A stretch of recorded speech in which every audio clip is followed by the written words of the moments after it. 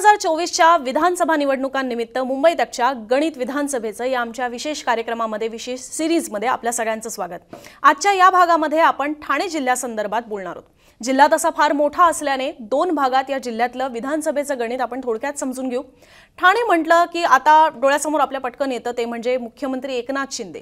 शिवसेनेच्या बालेकिल्ल्यात लोकसभा निवडणुकात सुद्धा चांगली चुरस रंगली होती, पण शिंदेंनी ठाणे राखलं आणि त्याच्यामुळेच आता मुख्यमंत्र्यांच्या बालेकिल्ल्यात किंवा मुख्यमंत्र्यांच्या ठाण्यात विधानसभेची चुरस ही कशी रंगणार याच्याकडे सगळ्यांच्या नजर आहेत। सुरुवातीला थेट ठाणे शहर किंवा ठाण्याचा जो लोकसभेचा मतदारसंघांमधले जे विधानसभा क्षेत्र येत होते ते त्याला हात घालण्यापूर्वी आपण जिल्ह्यातील इतर विधानसभेचे जे मतदारसंघ आहेत त्याच्यात थोडं डोकावून बघूया।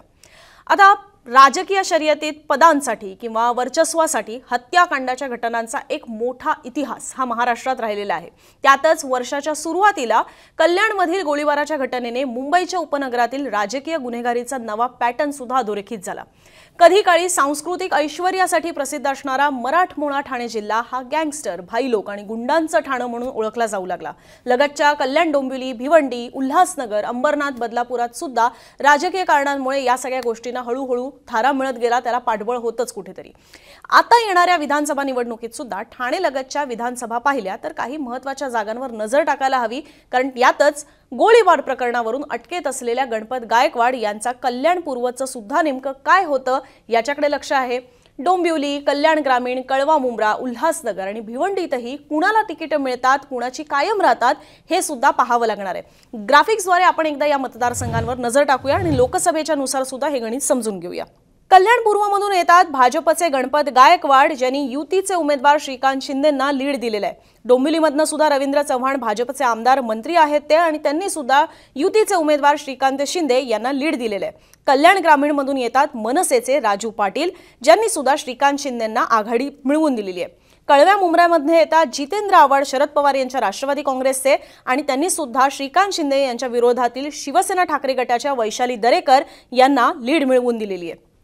उल्हासनगरमधून येतात भाजपचे कुमार आयलानी, ज्यांनी सुद्धा श्रीकांत शिंदेंना कल्याणमधनं चांगली लीड मिळवून दिलेली आहे। यानंतर येतात भिवंडीतले काही मतदारसंघ जसं की शहापूर, तिकडनं येतात राष्ट्रवादीचे दौलत दरोडा म्हणजे अजितदादांच्या आमदारांनी मात्र या मतदारसंघामध्ये आघाडीला लीड दिलेली आहे। म्हणजेच त्यांच्या मतदारसंघामध्ये भाजपच्या कपिल पाटलांना नाही तर शरद पवार यांच्या राष्ट्रवादीला आघाडी मिळालेली आहे। भिवंडी पूर्वमधनं येतात समाजवादी पक्षाचे रईस शेख, ज्यांनी सुद्धा आघाडीला लीड मिळवून दिलेली आहे। कल्याण पश्चिम भिवंडीतलाच मतदारसंघ जिकडनं येतात शिवसेनेचे विश्वनाथ भोईर, त्यांनीही कपिल पाटील यांना लीड मिळवून दिलेली आहे। तर मुरबाडमधून येणाऱ्या सुद्धा भाजपच्या किसन कथोरे यांनी सुद्धा युतीला लीड मिळवून दिलेली आहे।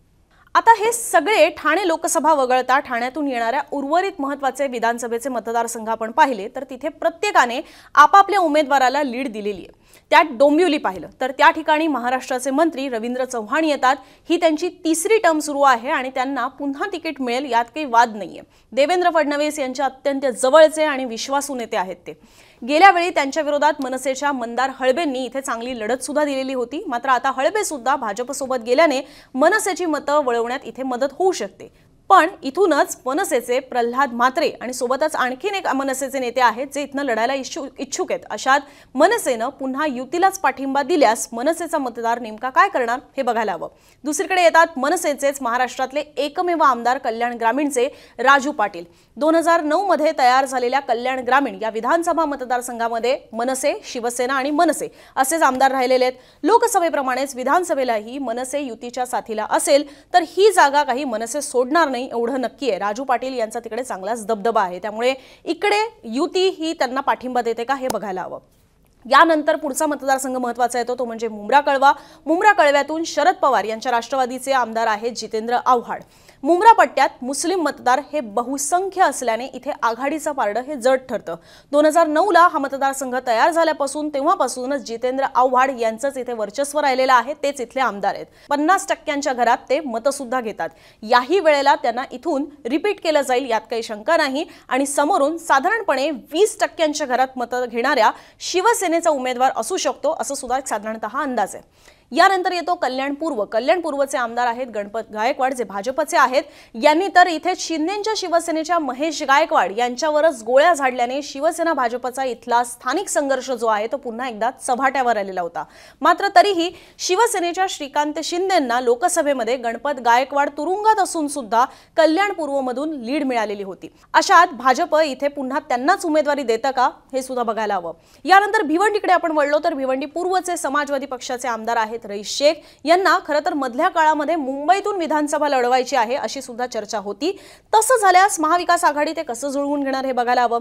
कारण भिवंडीत लोकसभेला शरद पवार यांच्या राष्ट्रवादीचे उमेदवार बाळ्या मामा म्हणजे सुरेश म्हात्रेंना रईस शेख यांनी 62,000 मतांचा आघाडी दिलेली किंवा लीड दिलेला आहे, जी इतर मतदारसंघांच्या तुलनेत सर्वाधिक आहे. म्हणजे भिवंडीमध्ये शरद पवार यांच्या बाळ्या मामा हे जे उमेदवार होते त्यांना सर्वाधिक लीड हा रईस शेख यांनी दिलेला आहे. त्यामुळे रईस शेख जिथून लढतील तिथे मविया त्यांना पाठिंबा देणार का हे सुद्धा बघायला हवं.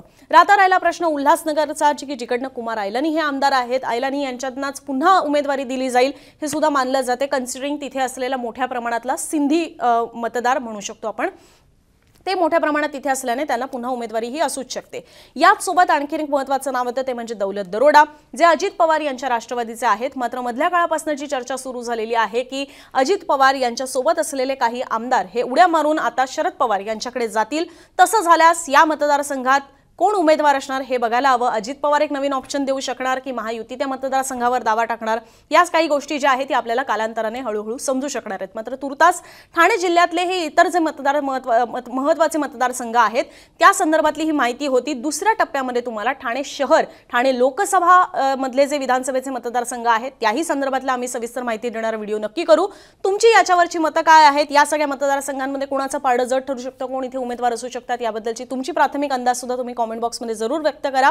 आणि गणित विधानसभेचा हा कार्यक्रम आमचा बघायला विसरू नका. बघत रहा मुंबई तक.